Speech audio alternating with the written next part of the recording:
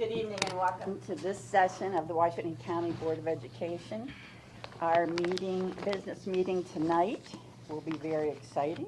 The public may submit any comments they have to us at boe@wcps.k12.md.us, which is much appreciated as we can look at those comments.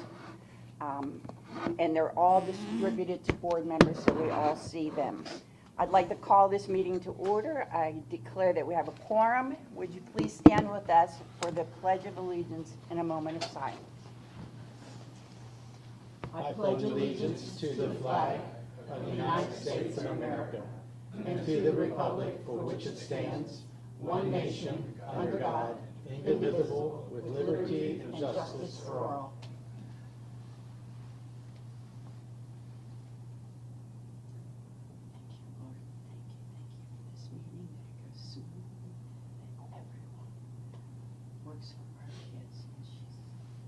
You may be seated.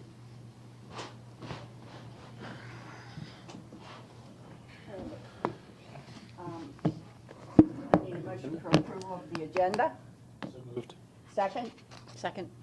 All those in favor? All right, and now for the minutes. I have quite a few motions here. For the first one will be approval of the closed session minutes. The open portion dated July 15th, 2025. Do I have a second? Second. All those in favor? Oh, are there any discussion of those minutes? Stop me, I don't want to troop over that. Okay, all those, What was the date? What was the July date? 15th. I wasn't here, so. all those in favor? 5 and 1 One abstain. Abstain. Our second motion is for the approval of the closed session minutes dated July 15th, 2025. Do I have a second? Second. Any discussion, additions, deletions, whatever? All right, all those in favor? Charlie, you weren't here for that one either? Abstain, yeah. Okay. 5 and 1 abstain. The fourth motion is for the approval of the closed session minutes open portion dated August 5th, 2025. Do I have a second? Second. Any additions, corrections? All those in favor? Unanimous. Go ahead. I move for the approval of the closed session minutes dated August 5th, 2025. Do I have a second? Second. Any additions, corrections, deletions? All those in favor? Unanimously approved. Looking for the approval of the business meeting minutes dated August 5th, 2025. Do I have a second? Second. Any discussion on those minutes? All those in favor? Unanimously approved. And the final motion is for the approval of the work session minutes dated August 5th, 2025. Do I have a second? Second. Any discussion? All those in favor? Unanimously approved. Thank you, Mr. Gessford, and thank you, Jamie. The next part, we're moving back to our original. Having public comment at the beginning of our meetings. Thank you. Before I call individuals forward who would like to make comments, I need to read from our board policy, KD.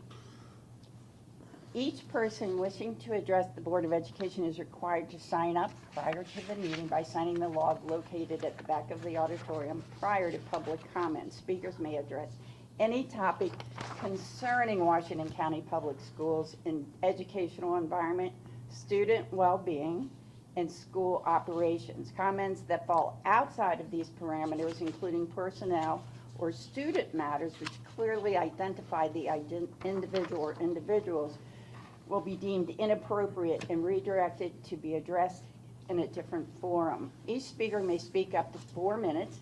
A timer will be used. Once the speaker begins, the timer will be started and a green light will be displayed. When the speaker has 30 seconds remaining in their allotted time, a yellow light will be displayed on the timer. When the speaker's 4 minutes have elapsed, the tone will sound, a red light will be displayed on the timer indicating the speaker's allotted time has ended, and the speaker's mic will be turned off. A speaker who's unable to conclude their comments within the allotted 4 minutes, please submit the remainder of your comments in writing to the Board of Education, same email, boe@wcps.k12.md.us, or by U.S. mail, or by providing a written copy of your comments to the Board of Ed at the meeting. At this time, I'd like to call our first speaker, Sean Porter.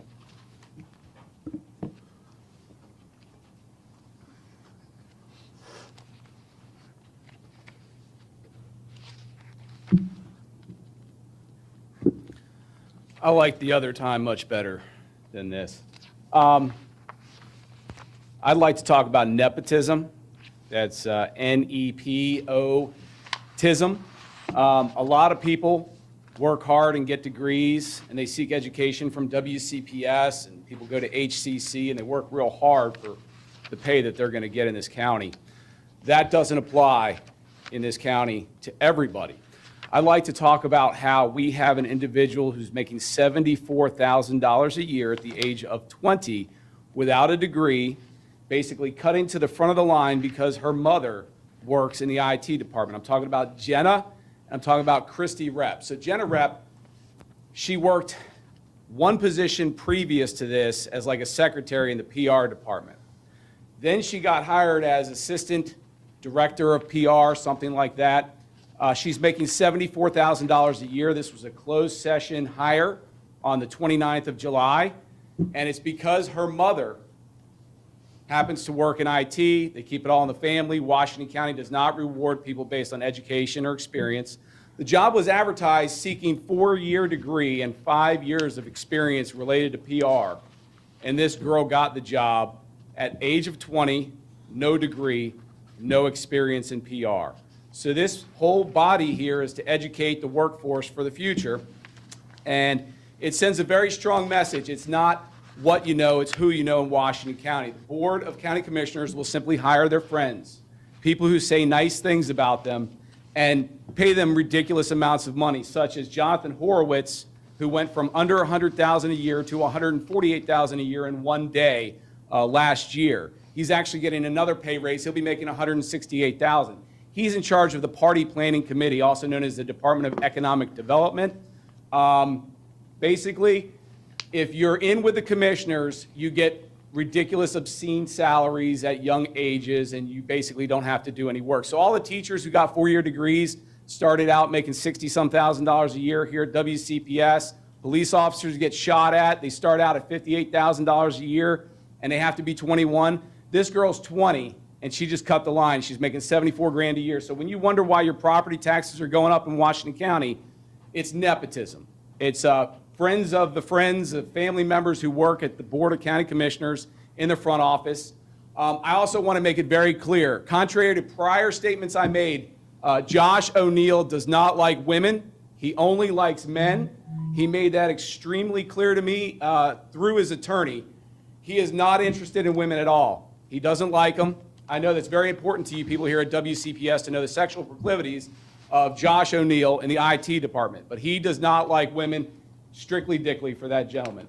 Anyway, that's all I really came here to talk about is the fact that nepotism is going on and that we're not actually paying people for their experience or for their degrees, and that's kind of the purpose of WCPS is to educate our future workforce.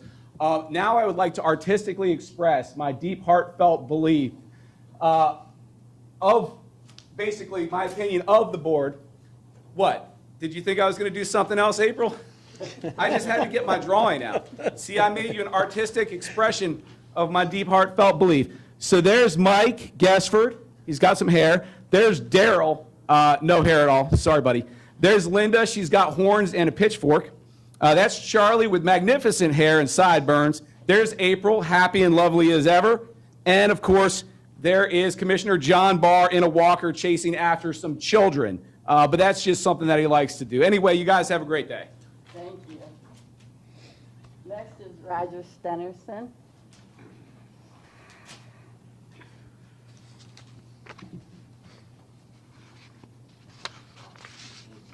Thank you.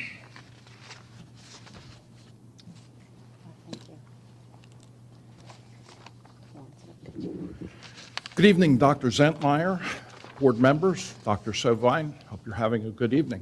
My name's Roger Stenerson. We've met in this venue before. I'm Communications Director for Rising to Learn.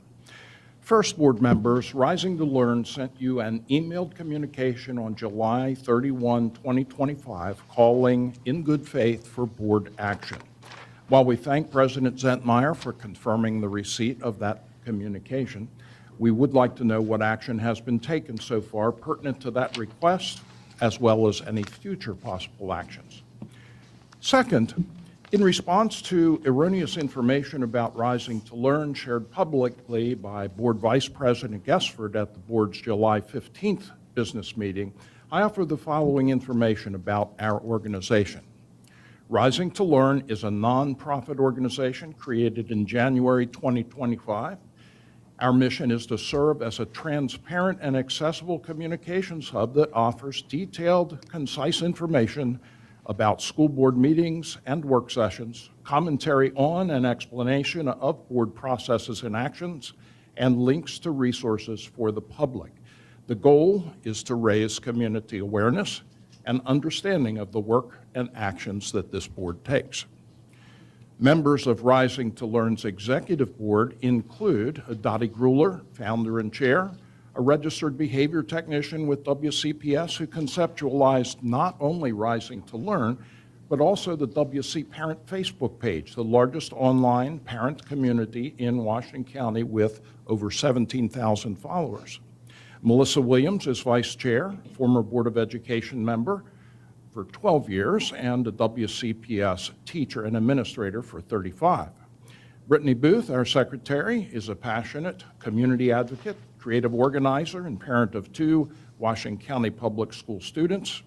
Kathy O'Reilly fills the role of treasurer, a Washington County Public School Title I school and family liaison with over a decade of service. As you know, I'm communications director, former Washington County Middle School principal, Towson University instructor in school leadership, and Hood College Director of Educational Leadership. Rising to Learn's advisory board is comprised of 12 members whose backgrounds in education, parenting, child development, and caring provide the organization with a grounding to our community and to WCPS.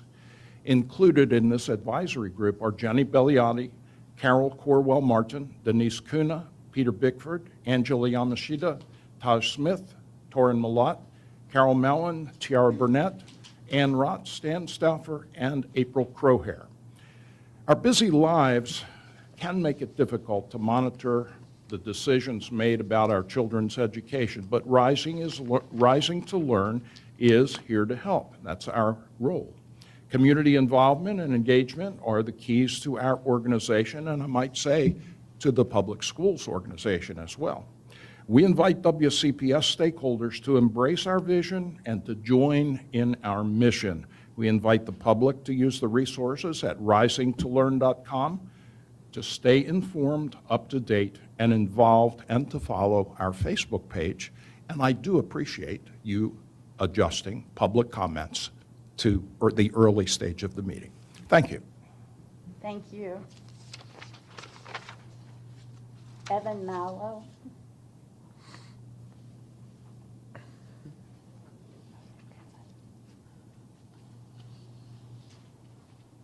I have no idea what he's going to say.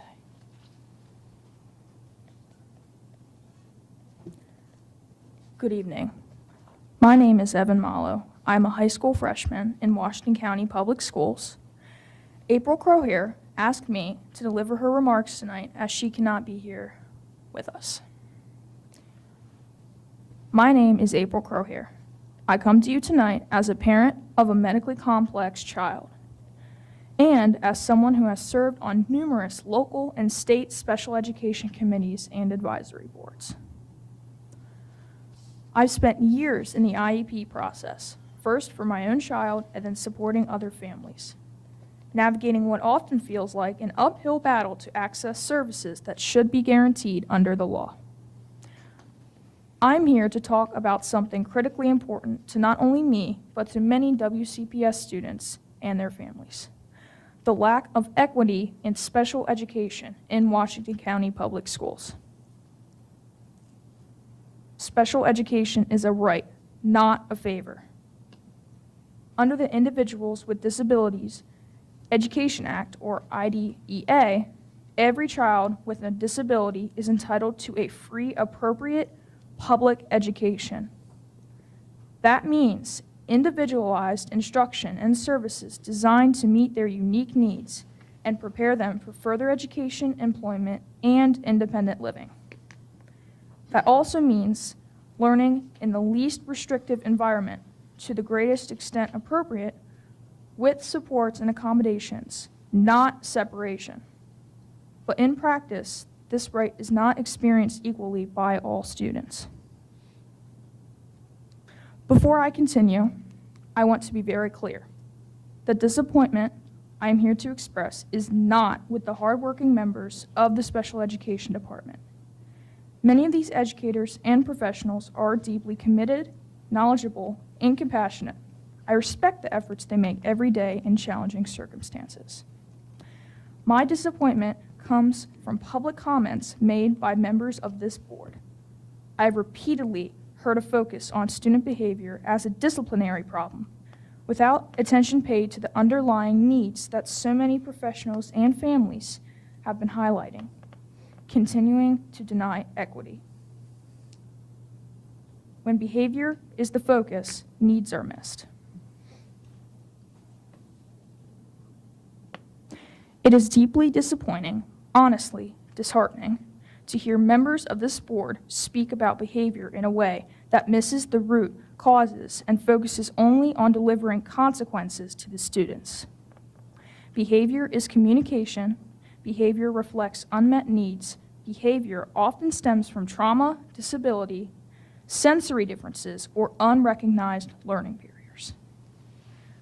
We don't have a behavior problem. We have a support problem.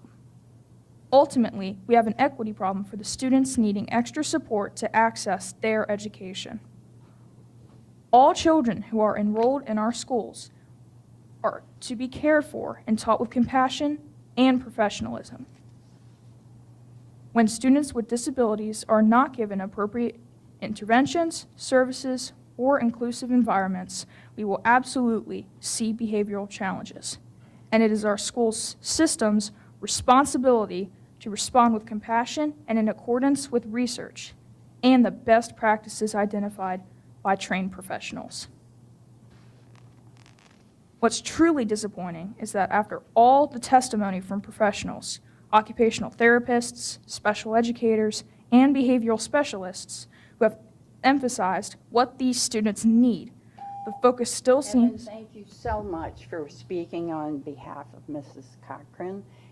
If you would like to leave the papers, we would be glad to duplicate them for everyone. You can give them to Ms. Brown. Stan Stauffer.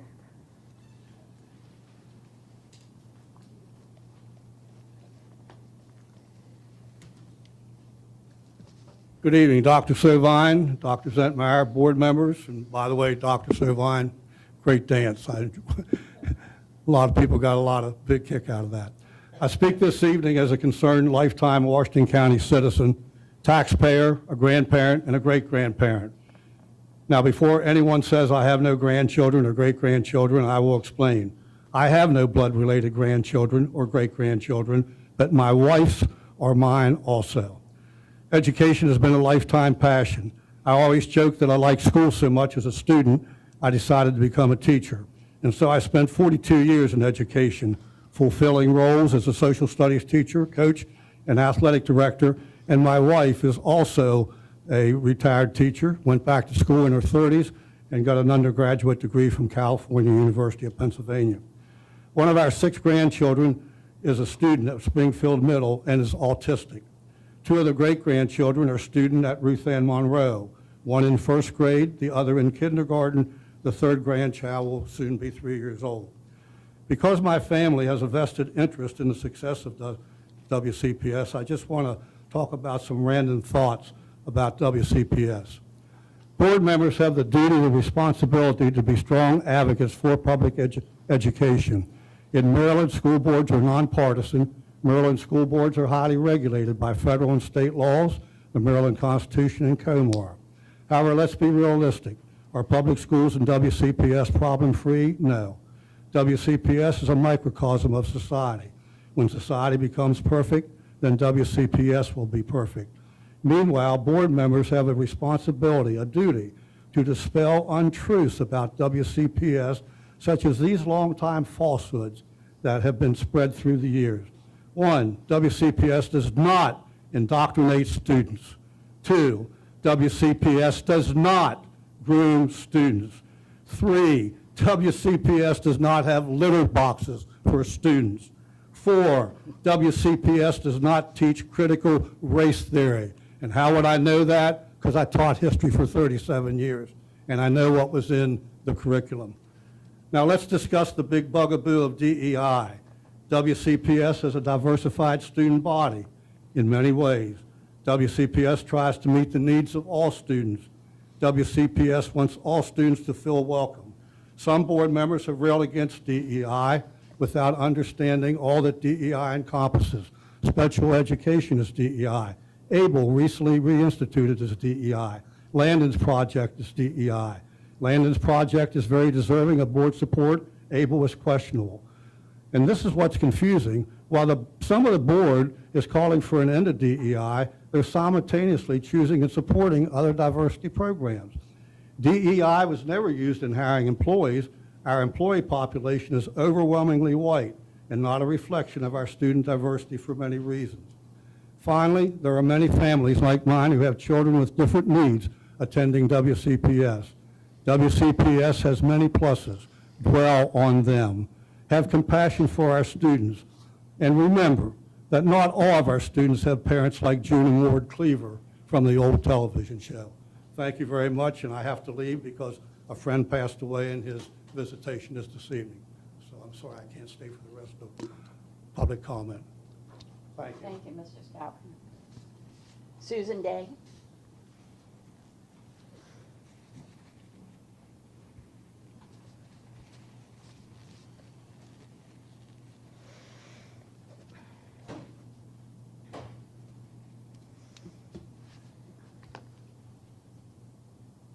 Good evening, Dr. Zepnauer, Dr. Savine, and the board. Thank you for allowing me to speak. To start, I think we all need to remember we are not here as Republicans or Democrats. We are not here to serve the federal, state, or county government. We are here for the children of Washington County. After the June meeting, I heard from many teachers and parents concerning the discipline discussion at that meeting. There's concerns whether we are back to where we left off at the end of the last school year as we begin to start this one.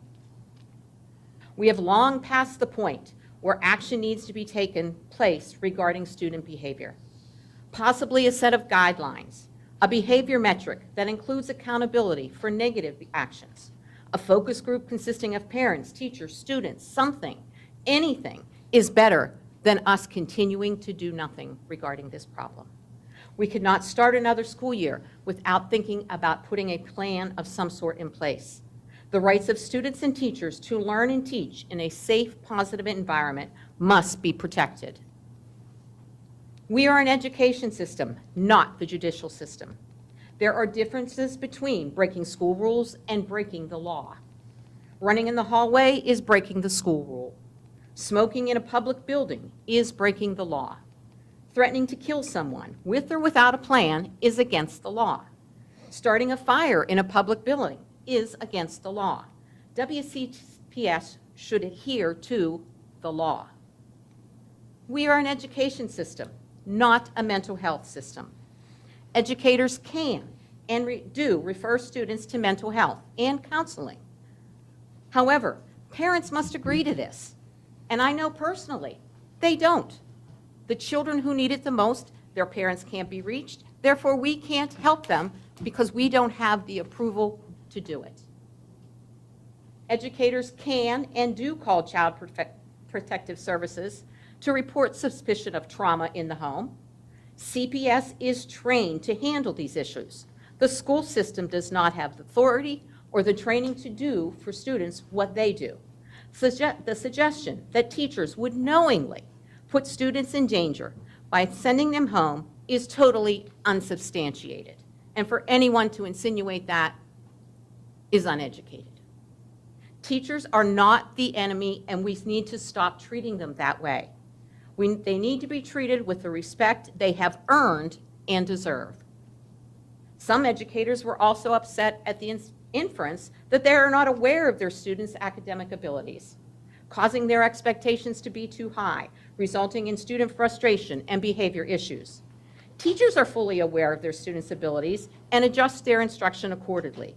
They can and often do recommend additional evaluations of students. However, parents must agree, and guess what? They often do not. To suggest that behavior issues are related to IEPs or 504s, to me, as a parent of somebody who had both, is an insult to every student with ability issues within the county. The bottom line, we can hire more social workers, more counselors, more special educators, but you guessed it, parents must agree, and they often do not. To sum it up, everything that was suggested has been tried. Long before teachers were told to do these things, they did. Waiting to address behaviors until we have a pathway for every possible student behavior is a slap in the face to every teacher who shows up every day to learn and teach in a safe, positive environment. Let's not lose our focus. WCPS is not here to solve society's problems. We are here to educate the children of Washington County. Thank you. Mrs. Day, could you make a copy of that and submit that to us so we have that as record? Sure, can I just email it? Anytime. Yeah, that'd be fine. Thanks. That would be fine. Thank you. Elizabeth Harris.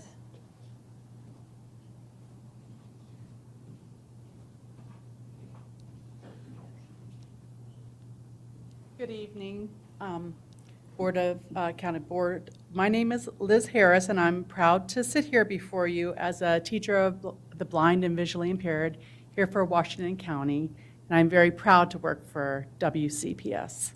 I have had the privilege of working with students with special needs since 2002. And I teach the visually impaired now, calling deeply personal to me as I'm also visually impaired due to cerebral visual impairment, the leading cause of blindness in the world today. Every day I engage with children with a spectrum of needs from cerebral palsy, Down syndrome, autism, vision challenges, genetic disorders. Each child is unique, with talents and potentials that deserve to be nurtured. Our responsibility is not simply to provide access, but to cultivate an environment where every student feels valued and respected. Inclusivity is a community model that fosters greater partnering with families and educators. Acceptance goes beyond physical access. It's about fostering a culture where differences are seen as strengths.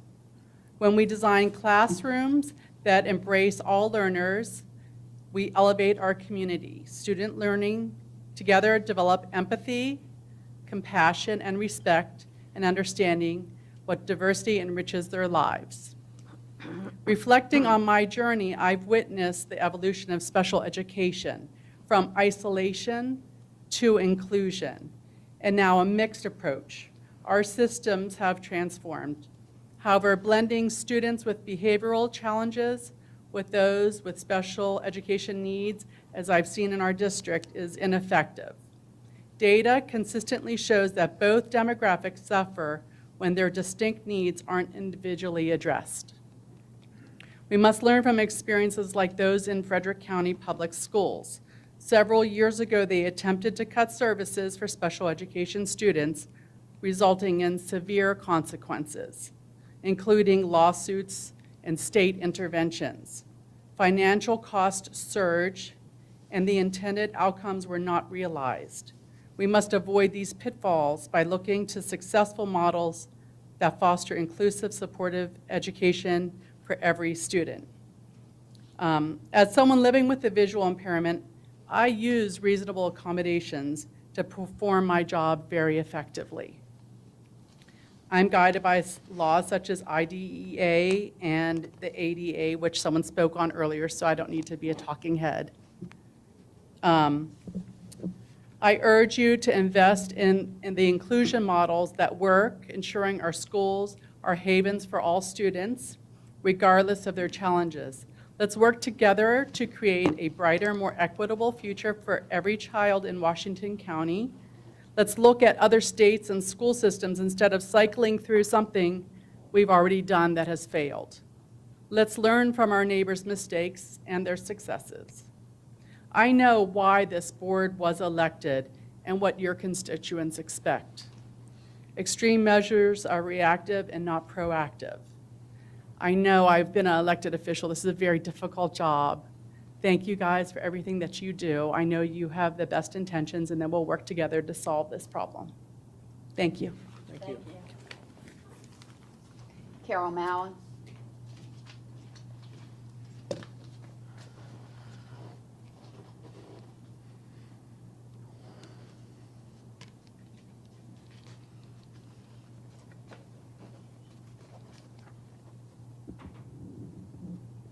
Good evening, Dr. Zentmeyer, Dr. Sovine, and members of the board.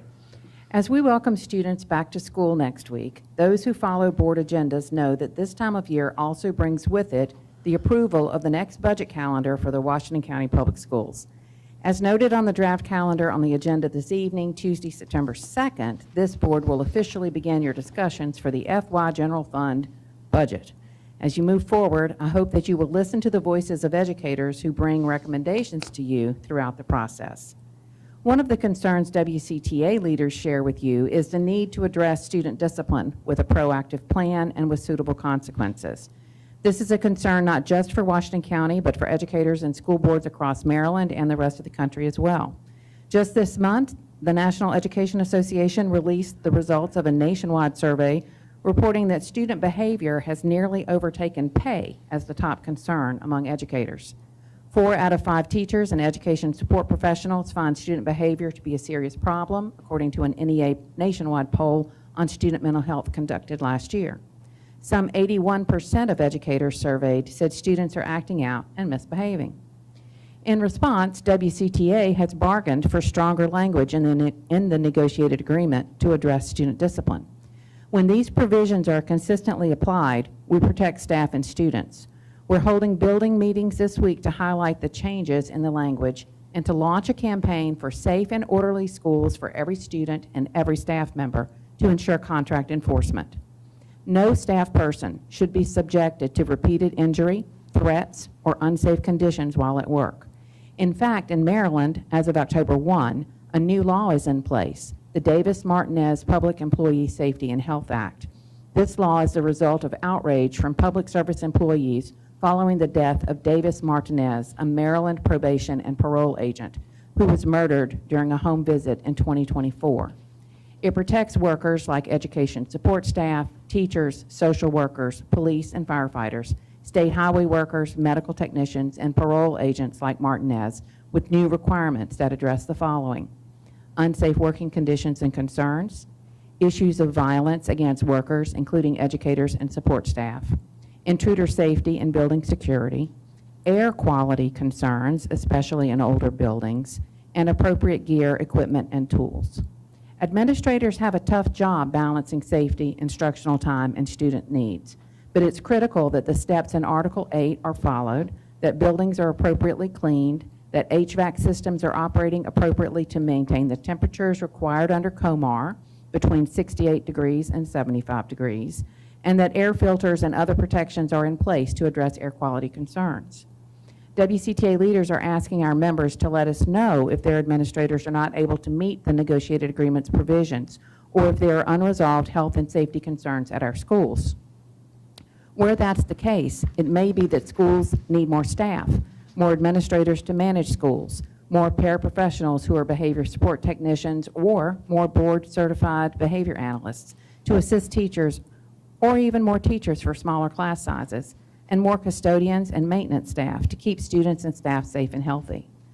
These needs, of course, are all related to the budget.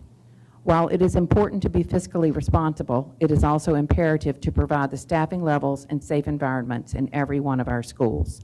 Please work with Dr. Sovine to develop a budget for FY 2027 that provides the funding requested to meet the many unmet needs we have, and especially to address student discipline and the learning environments in our schools. Thank you. Thank you. And by the way, I'm Brings us to Washington board County member Teachers response. Association President Carol Mowen. I realized I did not introduce myself. I apologize. Which brings us to board member response to public comment. Well, Linda, we'll start at your end. Anything? Anybody else down here? All right. Now, our agenda has board member comments here, but they're usually at the end. Should be at the end. That's Okay, old business. We need an approval for amendments to the budget. Good evening, Dr. Zentmeyer, board members, Dr. Savine. The matter before you is an amendment to the already approved FY26 budget. We received correspondence from MSDE last month on changes on how they want to process the local share of private pre-K funding for local private pre-K providers. Typically, the county commissioners would have provided that to the local board of education. We would be a pass-through agency to the private providers. This year, MSD is proposing to do that differently, where they will bill the county commissioners and the county government directly, and then they will pass that money on to the private providers. As a result, we have an overstatement of projected revenue and of transfers to other agencies in the amount of $194,000. So we're seeking your permission to amend this budget to then complete the final MOE certification forms that could be sent to the state. Do I have a motion? I move to approve the proposed amendments to the fiscal year 2026 general fund operating budget. A second? Second. All right, discussion, questions? All those in favor? Unanimous. Thank you much. And as a matter of clarification, this will stand, oftentimes you have you have an approved budget and we do budget adjustments throughout the year. We're going to roll this back, that this will stand as the document that will be the starting point for FY26. Thank you. Thank you. Moving on to new business, we have a consent agenda with Mr. Bakewell.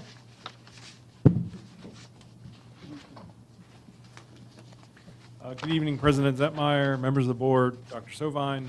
Tonight I have 3 items for your consideration.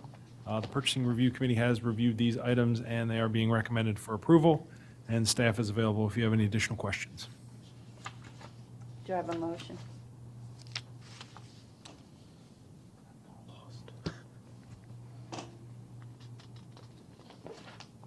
Consented.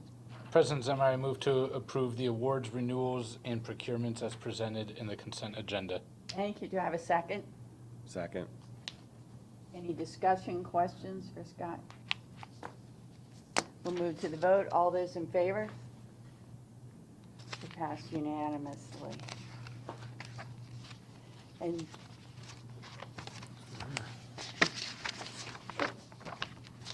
Now we have an action item. New school. Jeff, oh, there you are. I couldn't see you. Okay.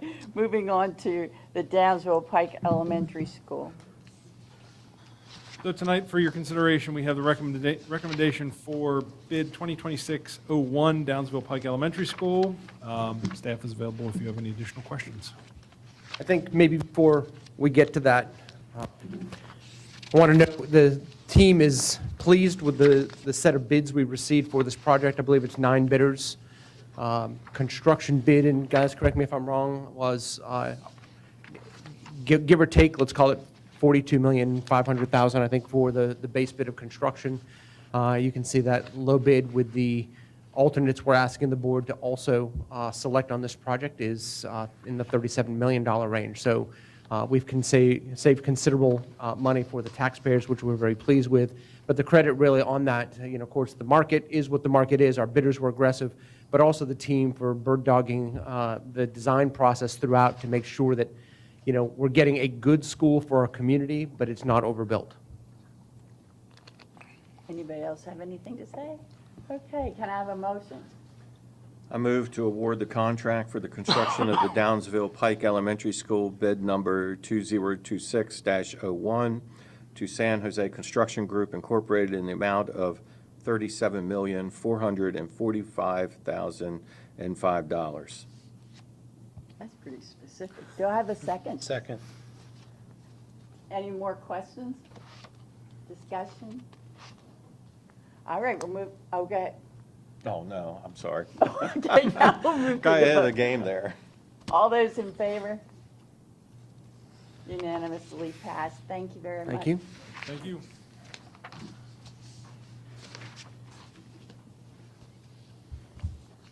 You're staying. You're stuck with me. Go on with our general fund operating budget calendar.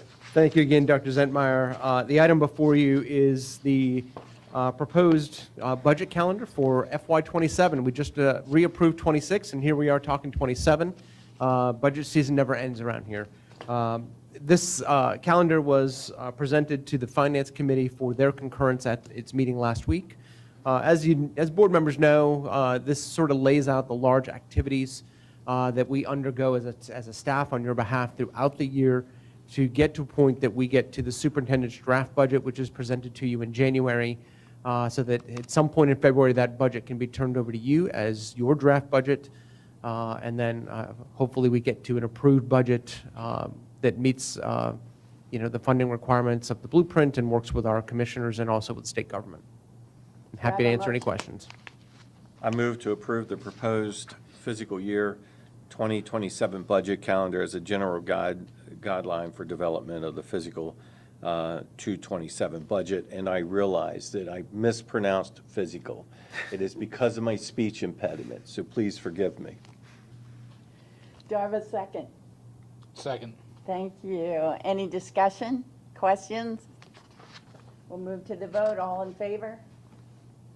Passed unanimously. Thank you Thank very you. much. Are you staying? No. Approval of a donation.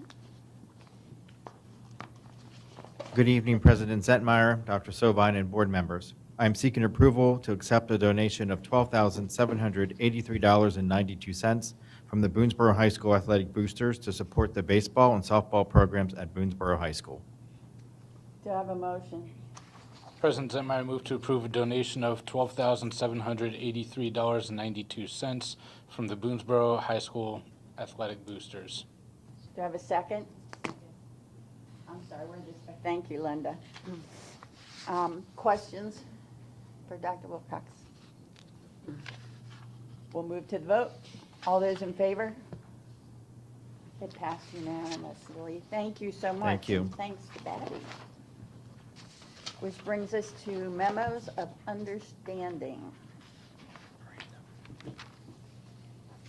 Good evening, Dr. Zentmeyer, Dr. Sovine, and members of the board. I have with me Carol Mallon, the president of Washington County Teachers Association. And first up, staff asked you for consideration of a memorandum of understanding between WCTA, WCBOE regarding a modification of Teacher Article 13.7, specialized unit member assignments for in-person speech language pathologists. Thank you. Do I have a motion? President Zentmeyer, I move to approve the memorandum of understanding between the Washington County Board of Education and the Washington County Teachers Association, Incorporated, regarding a modification of Teacher Article 13.7, specialized unit member assignments for in-person speech language pathologists. Do I have a second? Second. Discussion, you have any questions? I will move to the vote. All those in favor? Passed unanimously. Thank you so much. Thank you. One more MOU.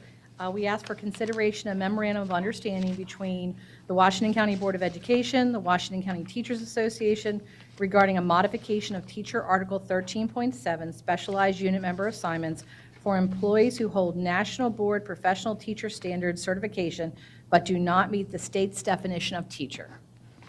Do I have a motion? President Zentmeyer, I move to approve the memorandum of understanding between the Washington County Board of Education and the Washington County Teachers Association, Incorporated, regarding the modification of Teacher Article 13.7, specialized unit member assignments for employees who hold National Board Professional Teaching Standards certification but do not meet the state's definition of teacher. Do I have a second? Okay, any questions? Move to the vote. All those in favor? It passes unanimously. Thank you very much. Which brings us to an approval for our virtual education plan at Williamsport. Good evening, Dr. Zentmeyer, Dr. Savine, members of the board. This evening I'm here for your approval, seeking your approval for the virtual education plan, specifically for Williamsport High School. In this plan is student instructional schedule, student attendance, staffing and personnel assignment, student support, transportation, food and nutrition services, and technology. I'm available if there are any questions. Do I have a motion? President Zentmeyer, I move to approve the virtual education plan for Williamsport High School. Do I have a second? Second. Do that. Second. Any questions? Discussion? Comment? Yeah, I will say that obviously it's not ideal that we have to send the kids back virtually, but unfortunately there's just no place in the county really big enough and prepared to be able to hold the amount of students given the current issues over there. So, I'm not necessarily upset that we're going into virtual to start. I really hope that we do have a plan in place to get them back in person as quickly as possible, realizing that there's going to be a lot of piecemeal going on, and it's no matter what we do before Williamsport is able to be occupied again, no matter what we do, there's going to be inconveniences, and it's not going to be ideal until we get back into Williamsport. The only thing I'm going to ask is, I had one parent ask me this question, and it really resonated with me. What would we have done if this occurred in 2019? That's an excellent question, and I think it depends on, it's a situational answer. And so typically, when you lose a building, let's say for a year, which is not the case here, let me be clear. But when a building is no longer available for an extended period of time, what you normally would do is look at some type of temporary redistricting, where you'd look at where you have available space, and you would move, potentially split the building. Obviously, you don't have any high schools where you could accept 900 students. So you would take, looking at grade levels, and you would reassign on a temporary basis. Now, the key to that is, what you'd look at doing there is you would absorb staff and students into that building. You wouldn't run 2 master schedules for that extended period. You would run 1. And what you would have is where you just have more sections of the classes that you need. You'd divide teachers up, and you'd go about that way. The challenge here is that we anticipate, Dr. Savine has made it a priority, you all have made it clear it's a priority that we want to get back in person. So the goal here is really to protect the Williamsport High School schedule. And what I mean by that is we want to keep students with teachers. We don't want to change teachers at other schools. We don't want to incorporate that, because what we want is marking period 1, marking period 2, and ideally 3 and 4 to be with that same teacher. And so in this case, the goal is really anything we do in person would be, the goal is to protect the integrity of that schedule so that students can meet the requirements, the courses that they've selected with the teachers that they've selected. So, Mr. Evans, if it was an extended process, you'd do what schools have been doing, before long before COVID. You'd look at redistricting. If it's temporary, in this case, you could look at, certainly if there wasn't a virtual component, you would be looking at assigned work that you're sending home, opportunities to meet up. I mean, that's somewhat of some of the things that we have done before. You'd continue to do what we're doing right now. Can we set up temporary locations around the county that we could split students up? I think it would be similar. I think really the explosion of online learning goes back before COVID. There were school systems that were doing it long before COVID. It just made it more mainstream because of the pandemic. I don't know that the approach would necessarily change. It would be situational, just like it is right now, with the goal of really protecting the student schedule, the staff schedule, so that we can maximize those opportunities for our students. Yeah, and I will say that actually, when I was in high school, actually I was in middle school at this point, back in the early 90s, there was a mercury leak at my high school. A couple kids broke in the science lab, stole some mercury when it was still allowed to be in there, and caused us to pretty much have to do similar cleaning to what we're doing here. And I loved it because the high school kids took over the middle school, and I got to sit at home, and I was supposed to read. So, so I didn't have to go into school. I got to sleep in a little bit, but, obviously that wasn't ideal either. We got to make sure that just because one set of kids is inconvenienced doesn't mean we should inconvenience other sets of kids as well. So I realize there's no clean answer here. I just hope that we can get the kids back in as quickly as possible, realizing it looks like it's going to be more than the 2 weeks we might have originally thought it was going to be. I think we all share that goal, so thank you. Just a couple thoughts. First of all, I'd like to thank yourself, Jeff Prue, Dr. Savine, and the team that have been working behind you to try to fix this issue. It's not been an easy task. I know as a board member, I've been asking and putting a lot of pressure on you guys because I don't want to see the kids sink any further than what they were, that they are, because we know that we lost student education values when COVID hit, and I don't want to go back that way. And I know that, I have been throwing out locations. The community has been throwing out locations, and I feel you guys have exhausted many leads, throughout the community. We're trying to place 960, almost 1,000 students, and it's just not easy to do something like that. So I appreciate all the staff, everybody, especially you guys that have really took a lot of time to try to maneuver this. It's a lot. But I think one of the biggest thing that I'm taking out of this is we're really going to have to communicate a lot to our families to let them know where we are. Because that's the thing. I get a lot of phone calls, where are we? What are we doing?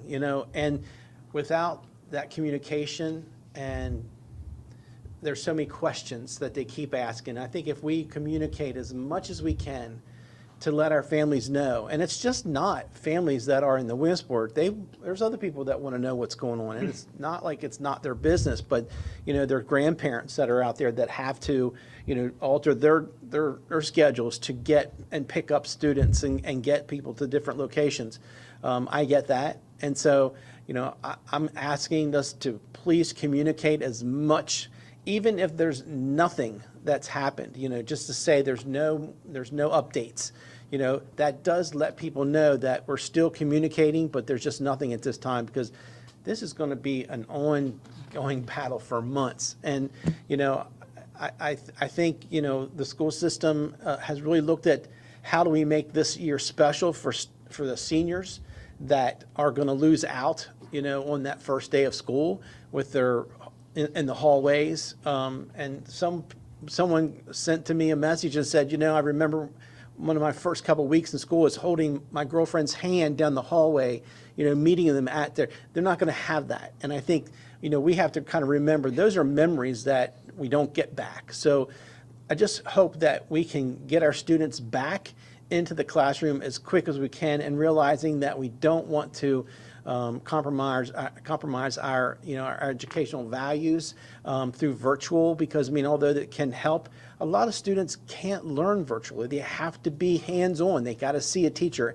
and there's a lot of students that need that value of having that connection, because maybe they don't have parents that really can communicate very well, and they're not their best friends, and maybe their parents are working all the time, and they need that connection with friends, and they're not going to have that. So please keep that in mind, and I hope that we'll continue to look for, avenues to get these students back in as quick as we possibly can. So again, just thank you guys for working hard. I know it's been challenging and it's probably been overwhelming in many cases. So that's all I have to say about that.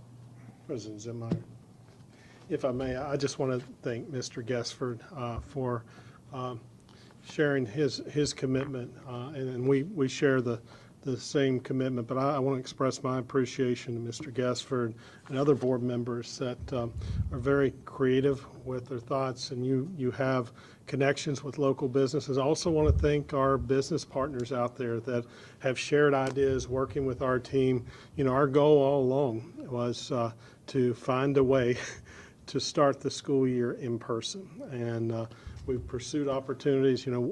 Finding a facility with over 150,000 square feet is not an easy task. While that does not look like it's a reality, now we're looking at other options that will allow us as quickly as possible to offer in person. I also agree, and thank you, Mr. Gesford and others, for the focus on communications. And I want to take the opportunity just to mention to those that may be watching in our public, our communications team and the overall team is committed to ongoing updates as items develop.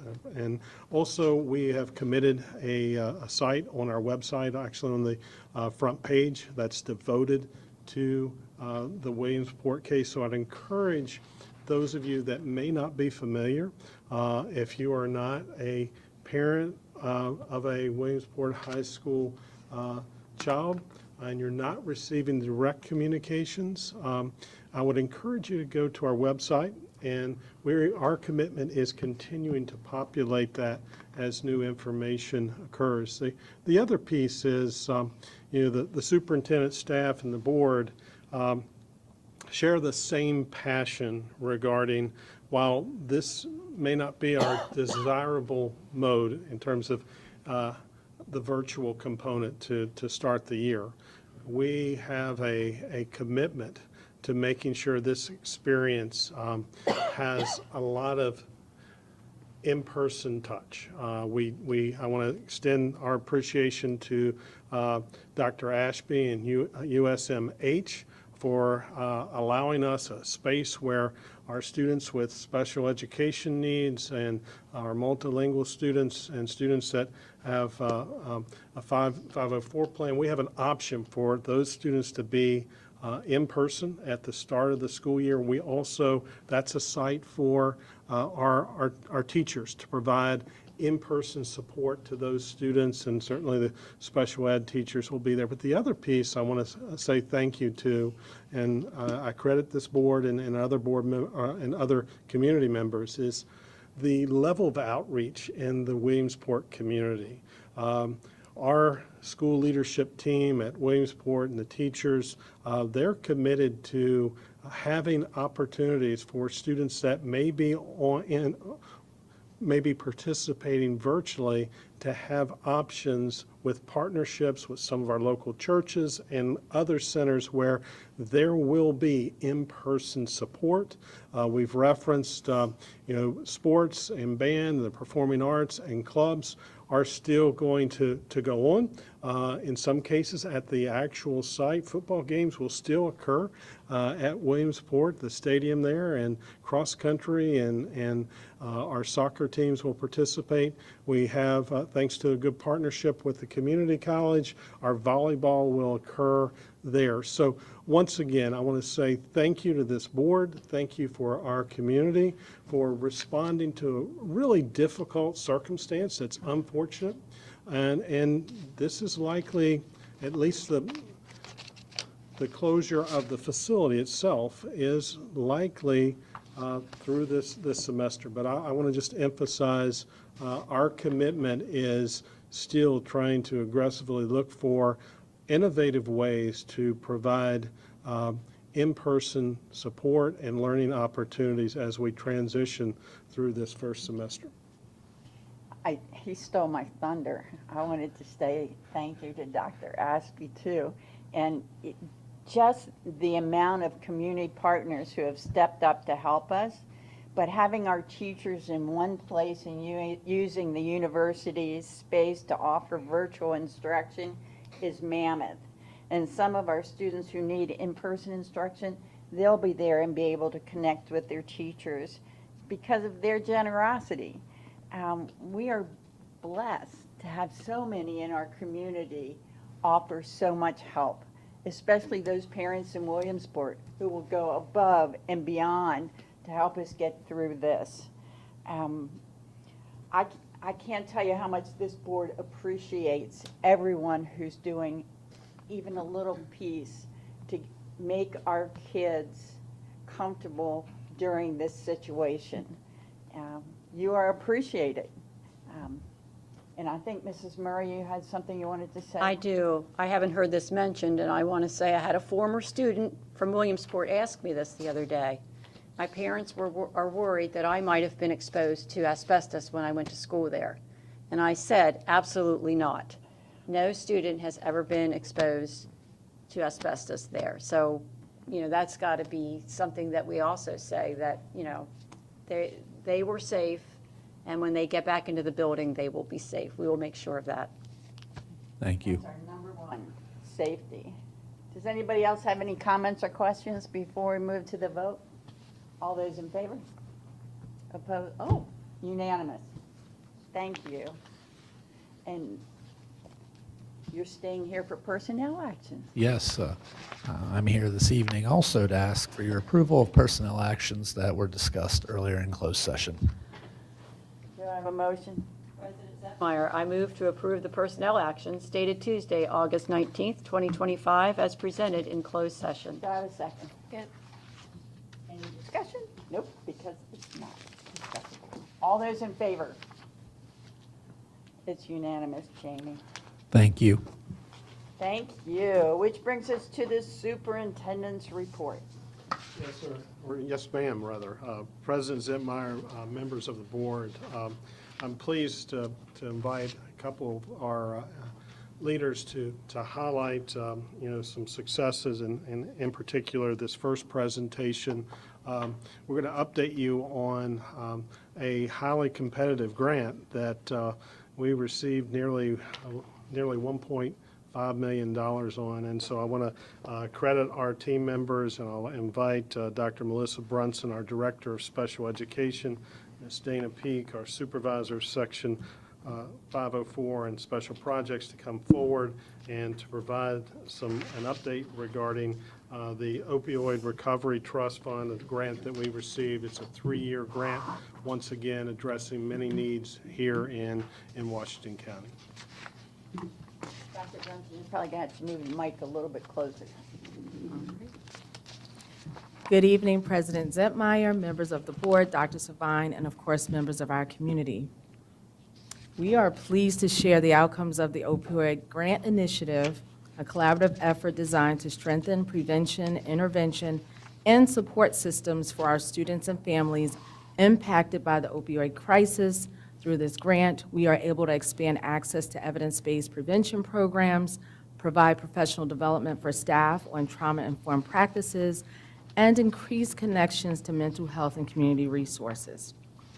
To give you some of the background around this grant, we wanted to share that the Public Schools District Opioid Recovery Trust has aimed to help public school districts recover from the opioid crisis epidemic and develop resources to enhance educating students harmed by the opioid epidemic. The money comes from settlements of litigation between school districts and opioid distributors, manufacturers, pharmacies, and other entities involved in the opioid crisis. Applications were accepted from public school districts worldwide. We're very pleased that Washington County Public Schools was awarded this grant. And this grant expands, there are 3 different types of grants, each worth up to $500,000 over a 3-year period. Ms. Peak will go into the types of grants and give you the description, and then she's going to go into depth about what it took for us to present evidence of need. Good evening. I'd just like to talk a little bit about the three types of grants that could be awarded through the Opioid Recovery Trust. The first one is district improvement grants, looking at what we have in place right now and just helping a system-wide with the challenges that we have triggered by the opioid epidemic. The second type of grant is the Model Programs and Best Practices Grant, and those grants will help districts to build or adopt model programs to support students harmed by the opioid crisis.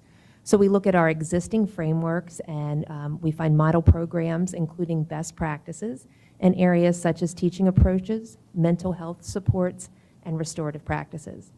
The last type of grant that we could apply for was the Innovation Grant, and these grants will enhance the ability of districts to introduce and test new innovative approaches to support students impacted by the opioid crisis. In applying for the grants, we had to show our evidence of need, and the first slide that you see on the screen is looking at our fatal overdose historical trends. So we began talking with community agencies and exploring data that would support the need for our county to be awarded the funds. This graphic is from the Maryland Department of Health, and it shows overdose deaths from 2014 to 2023. We compared our data to our neighboring counties, and you can see Allegheny County is at the bottom of the graph in dark blue. Frederick County is the red line in the center, and Washington County is the light blue line at the top. We're very similar to Frederick in 2014. You can see our numbers were both at 34 for overdose deaths at that point, and Allegheny County was at 11. You can watch the trend line there through the years, and at times Washington County sadly was 3 times the numbers in the other counties with our overdose deaths. In 2020, Washington County sadly was at 105. The last data that this was reported was in 2023, and we were nearly double the other 2 counties. Another piece of evidence that we pulled in support of the funds for Washington County was looking at an article from Baltimore Magazine referencing the struggle of Hagerstown with our opioid use and dependency, and the article is linked for your reference. Another point that we looked at for our evidence of need, we obtained information on the number of children that were born exposed or addicted in Washington County. And you can see, looking at the line for 2023 and 2024, of the 96 babies born during that time period, our birth decay team receives a referral for those babies that were born exposed or addicted. And of those 96 students, if you continue looking at the line across, we were only able to evaluate 5 of those students. It's voluntary for families. So we could evaluate 5, and of those 5 that were evaluated, of the 96, 5 of those students were eligible for services, and we actually developed an IFSP through our birth decay program for 5 of those students. But sadly, those were only 5 students that we could touch to provide those early intervention services and supports for the family. So if we're unable to do that early, oftentimes it's when kindergarten is mandatory and those students show up at our front doors as 5-year-olds and they haven't received the early intervention services. The next slide, looking at evidence of need, is an increase in the number of students supported in our K-2 STEP and Connections programs, our special education service programs. And you can see we have data from 2018, 2019, when we had 25 students at that level served. If you slide through the data and look at this current school year, we are starting the year with 129 students in those programs that are receiving support through STEP and Connections and special ed programs. Not all of these numbers of students in those programs are connected to the opioid epidemic, of course, but the grant includes not only those students that were born exposed or addicted, but also for children that are living in homes where there's opioid use. Our final slide for the evidence of need is an article from the U.S. Department of Special Education Programs. And it's a very informational article. I have it linked there for your reference as well. But you can see that a toddler or a preschool age child who's been exposed to opiates may experience one or more of the following symptoms, and I'll read through that list for you: mental and motor deficits, cognitive delays, hyperactivity, impulsivity, attention deficit disorder, behavior disorders, aggressiveness, less social responsivity or poor social engagement, and failure to thrive socially. And we are seeing that our youngest learners, of course, we're experiencing this in our schools right now with many of these symptoms. The next few slides will give you the grant highlights. So starting with the first grant, which is the District Improvement Grant. As a result of having that grant, we were able to start to secure Summer Mental Health Expo with community agencies, mental health first aid, crisis prevention intervention training, professional resilience training, and just to give you a short description, it's a structured approach to help professionals build resilience skills that allow them to regulate stress, and manage workplace pressures and trauma exposure. We are looking at a trainer-to-trainer model for our social workers, school counselors, program staff, and interested teachers. When we look at the good behavior game, it's a classroom management and support strategy. It helps students with self-regulation, cooperation, and on-task behaviors. And the last one, which is positive childhood experiences training. It really focuses on the protective, nurturing experiences and relationships in childhood that help build resilience, promote healthy development, and buffer against negative adverse childhood experiences. This will help students reduce the impact of trauma. And that's the total amount at the bottom that's highlighted is the grant amount for this first grant. Our second grant is the Model Programs Grant, and we're able to secure, which should be advertised soon, a position for a birth decay addiction social worker.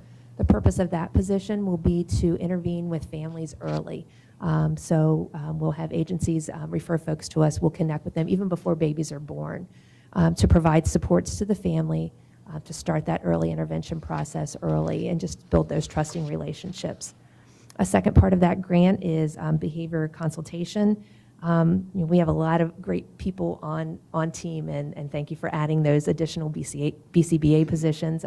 But we also have a need to learn from the experts. So we have a line in there for some behavior consultation. Also, we're trying to work with our curriculum department here within WCPS to really build the capacity of our youngest learners who are struggling to stay regulated, to actually receive instruction. So we're looking for creative ways to provide that math and ELA for those youngest learners, and that's a component there where we have for curriculum consultation as well. And then also funding for training beyond the school day for our teachers and paraprofessionals. And the total amount of that over a 3-year period for that grant is $499,318. And then we have our final portion of the grant, which is the innovation grant. And so when we looked at this part of the grant, we were really looking at what are we doing currently within our district based on the needs that we have. And so the first bullet goes into the Funkstown Enhanced Program School Coordinator position. And so we're very excited because now we have an enhanced programming at Funkstown in 2 classrooms. And while the numbers are relatively small, and they're meant to be that, but it is there to support our intensive behavioral and academic needs students in the county. So we're very excited about that. And that position will soon be filled. But at this time, we have Ms. Dana Peak serving as our interim coordinator, in addition to her other roles. But that's how we do. The next bullet is around trauma-informed practice training, which is designed to help educators and school staff and service providers understand the impact of trauma on children and adolescents and to adjust their practices to create a safe, supportive learning environment. And the third bullet, which is homeschool integration, training, and planning. And again, a lot of what we do in schools, we want that transference in the home and vice versa. But also we recognize that a lot of our programming is temporary, especially when we're looking at intensive needs programming, or if we're looking at enhanced programming at Funkstown. We hope that they return back to their home schools, more comprehensive schools. So our job is to really build them up and create that planning for them. And the grant total there also is identified $498,557. And then if you put all three grants together, it's $1,497,255. And that brings us to the end of our presentation. Anybody have any questions? Thank you so much. I'm just still stuck on that chart with how much of a difference there was in Washington County compared to Frederick and what was the other county? Allegheny County. Allegheny. And how I don't think people understand how bad the problem is in Washington County. Doing foster care, we see this all the time, kids going in the system because of drug abuse in the home. And that was eye-opening for me anyway, to see the difference between counties and stuff, so thank you. Thanks again. Dr. Brunson, Ms. Peak, I just want to thank you and team members for aggressively pursuing and achieving, being selected for this very competitive, 3 national grants. As Mr. Burke has referenced, there's a significant need, and thank you for being creative and seeking grant funding to support those needs, so thank you.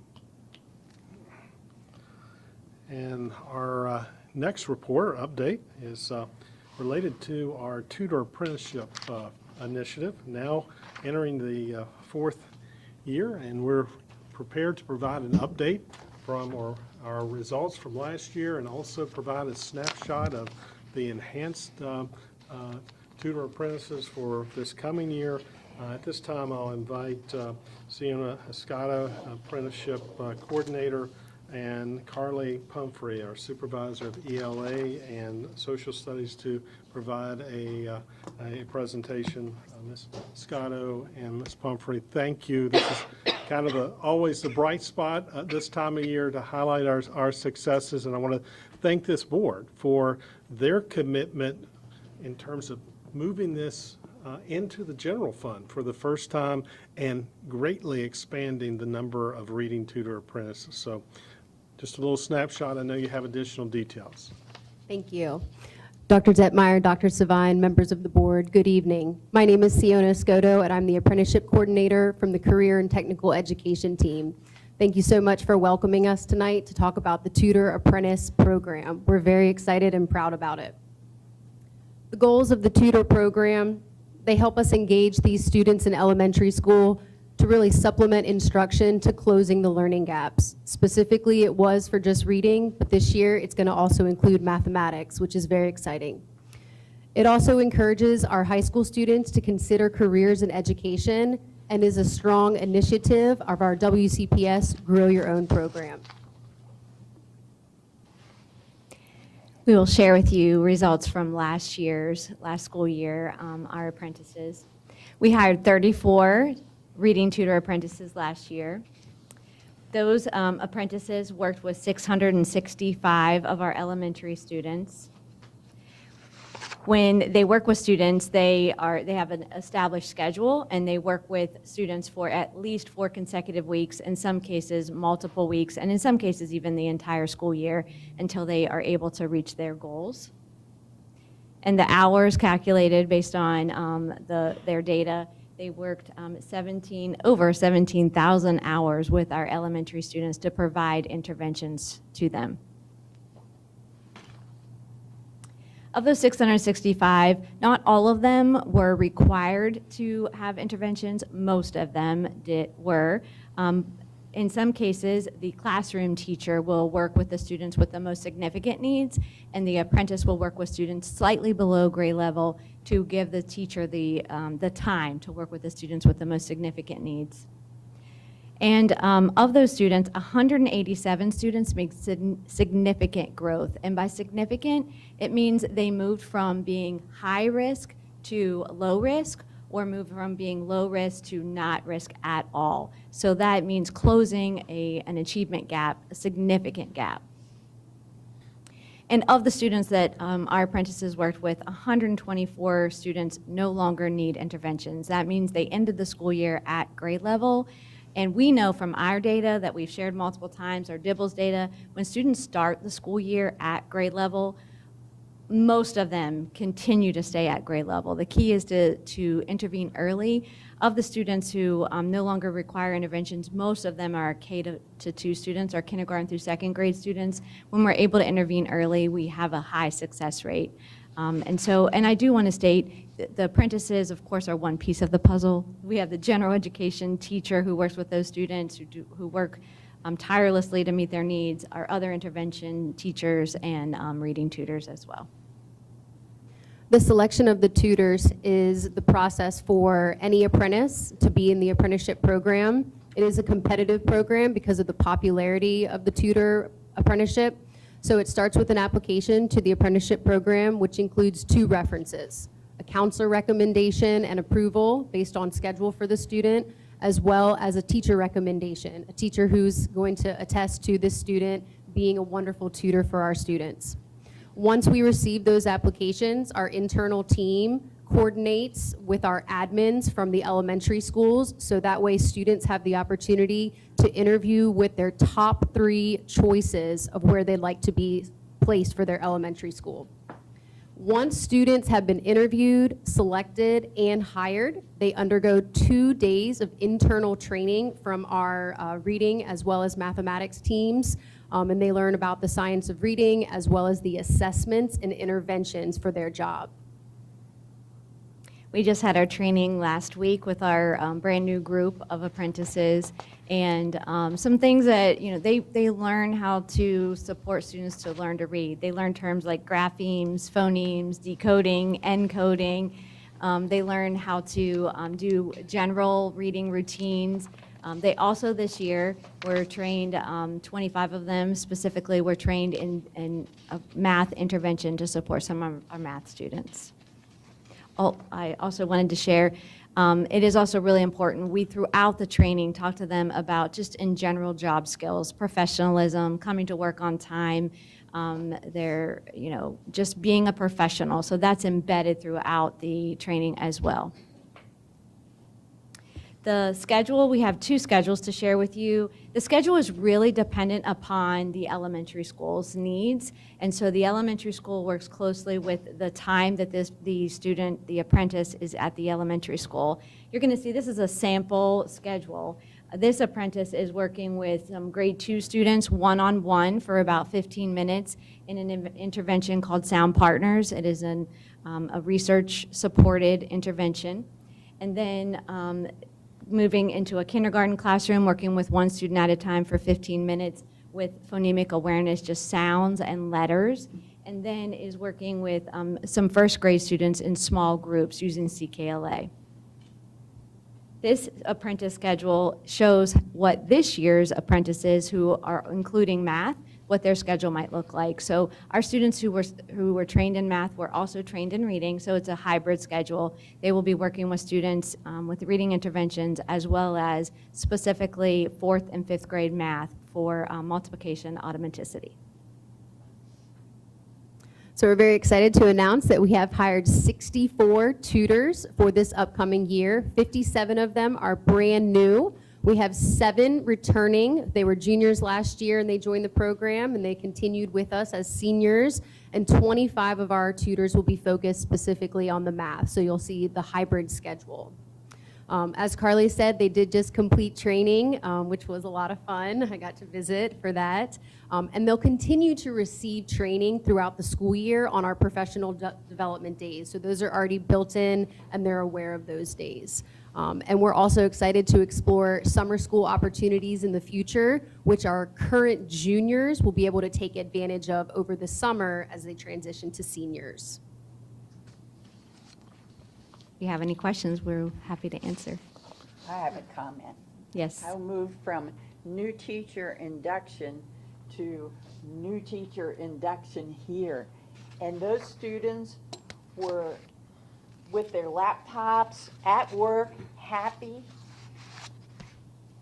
I guess when we offer an opportunity to students to change another student's life, it's beyond what you can express appreciation for. So thank you so much. Thank you, Dr. Willow, for just making this vision come to life. You're so appreciated. And I do want to know, I always ask them at the beginning, how many of you played school when you were younger? 90% of the hands went up. So I know that the grow your own is safe too. Absolutely, and thank you for your support all along the way. It is definitely a highlight of what we do, and a joy to see them working with students. And the elementary schools really appreciate the support. Mrs. Scotto, Ms. Pumphrey, thank you. Thank you for your passion, your leadership, also our commitment to strive to make sure all of our youngest learners are reading on grade level. This is an example of how we can get there. Certainly want to extend my appreciation once again to this board for expanding the apprenticeship program this year. But the other piece, and thank you, President Zentmeyer, for referencing the Grow Your Own initiative. And we take every opportunity to share the career path, the value of giving back through education. And this apprenticeship program gives a nice snapshot for a career path here in WCPS. So thank you. And can I mention that we have already hired 6 of those graduates back as paraprofessionals and 17 as substitute teachers. Wow. So it really is grow your own. That's good. Yes, thank you. President Zentmeyer and members of the board, if I may, I'll continue with now my update. We're now 6 days away from the first day of school on August the 25th. And I can honestly say that I'm excited to welcome our students back. In the last 3 weeks, I've had the opportunity to meet with our school administrators, welcome our new teachers, and see our returning teachers preparing students. And yes, our reading tutor apprentices were a part of that program as well. Certainly the energy and dedication I've seen across the district is truly inspiring. We know that every school year brings both opportunities and challenges. And what makes me so confident about this year is how our staff are approaching those challenges. Can't say enough about the Williamsport team and our teachers and the community there. They're approaching challenges with creativity, with resilience, and steadfast focus on meeting student needs. As we move forward, we will remain guided by our strategic plan, your journey, our commitment, and every decision we make, whether it's about instruction, resources, or support systems, stays anchored to the plan and to our responsibility to help each student succeed. Everything we do is about putting students first. I'm grateful for the dedication of our teachers, staff, and leaders, and I look forward to working with our board and our community to make this year one of growth, achievement, and success for every student. Just as we get the school year underway, got a couple of calendar reminders for our community. As you see here, the Friday, August the 29th, will be a 2-hour early dismissal for all students. So in the first week of school, all students will be dismissed 2 hours early on Friday, August the 29th, right before the Labor Day holiday. We're also observing the Labor Day holiday on Monday, September the 1st, and all schools and the Center for Education Services will be closed on Monday, September the 1st. That means no school for our students and staff. Once again, just a point of emphasis, our first day for students is August the 25th, and we look forward to receiving all 22,000 plus students, and just thank you, our parents, for your level of engagement and support, the partnership with WCPS. I also like to share that there are some reminders about policies and regulations for our learning community that promote a positive, safe, and focused learning environment. WCPS launched our Fit Check campaign this summer. The goal is to help students and families understand our district-wide dress code. In doing so, students, the whole goal is to make sure students feel confident and ready to learn each day. A fit check simply means taking a moment to be sure that the outfit is good, feels comfortable, and meets the dress code needs before you leave the school. So we say, check it out. Does it look good? Does it feel comfortable? Does it meet our dress code requirements? If not, make that adjustment before you leave the house. This year, one important update is that hats, hoods, and head coverings are not allowed inside our school buildings. So that is an adjustment from last year. The Fit Check is about creating a respectful, focused learning environment. Thank all of our students and families and staff for supporting this effort as we start the school year together on Monday. One reminder regarding cell phones, we also want to reemphasize our policy regarding student cell phone use during the school day. We say focus now, phones later. Cell phones should be powered off and out of sight during all instructional times. Again, it's critical that students can learn in an environment that is free from distractions. And we've seen students become more productive, more socially engaged, face-to-face interactions with their peers instead of texting one another, and more focused on their schoolwork when we put these limits on the cell phone use during the school day. We appreciate our families, caregivers, and our staff for supporting these policies with our students. President Zentmeyer, members of the board, that concludes my update. Thank you so much, Dr. Savine. Which brings us to board committee reports, which I always get to start. C&I will meet on September 30th at 10 a.m. at Jonathan Hager. Facilities? Facilities will be meeting next Tuesday at 1 o'clock. Finance? We met last week, August 12th, and discussed investment activities, the fiscal 27 budget calendar, which we approved tonight, and our next meeting is scheduled for October 28th at 8:30 a.m. Thank you. Human Resources? Human Resources will meet here in the board conference room September 9th at 9 a.m. And Policy? Nothing at this time. Okay. And I want to remind everybody that if you have something you want to put on an agenda, please talk to Mike or me or anyone on the agenda committee. What things to look forward to are the 27 budget priorities, the preliminary report from FIAC, and our strategic plan priority 1 and 2 update. Again, if you have a matter you want us to consider, see one of the members of the Agenda Planning Committee. And that brings us to board member comments.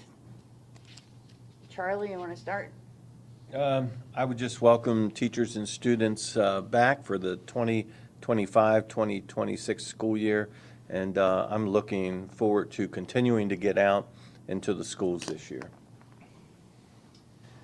So I'd like just to say thank you to all the staff who worked over the summer to get our schools ready, because I know it was a big task.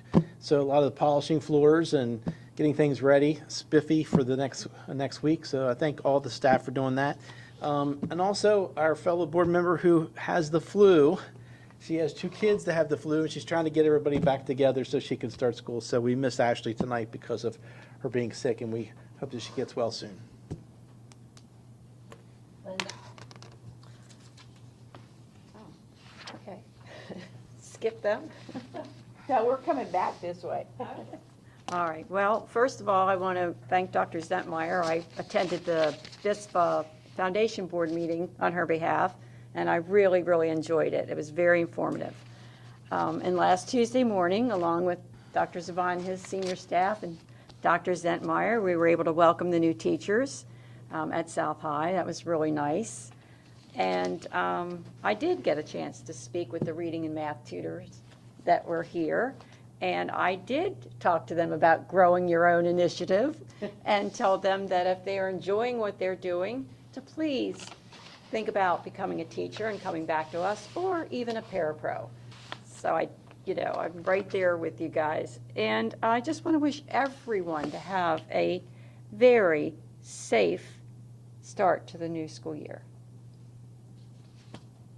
I'm just echoing what everyone else said as far as the start of school. I hope that everybody, staff, students, teachers, all have a wonderful first day and first week. And obviously echo all that, but we also have some athletes getting back on the field here as well. So there's a lot of work to be done there as well, and wish everyone best of luck in anything that they do, sports, band, chorus, whatever it may be. Hopefully, whatever you are, I hope you're the best. All right. I haven't told stories in a long time, so I'm going to get my little story in. I love Brit Lit. I know we don't have the course anymore, but Mary Ann Evans, also known more famously as George Eliot, think Middlemarch, Silas Marner, said, "It's never too late to be what you might have been." So that kind of spawned my words to my grandchildren. Life is a smorgasbord, but you have to show up at the table to enjoy it. So I need to say thanks to all the teachers who are back, and all the students are going to show up next week to enjoy that new opportunity that we have for them. Please have a safe and wonderful opening of school. Thank you so much. This meeting is adjourned.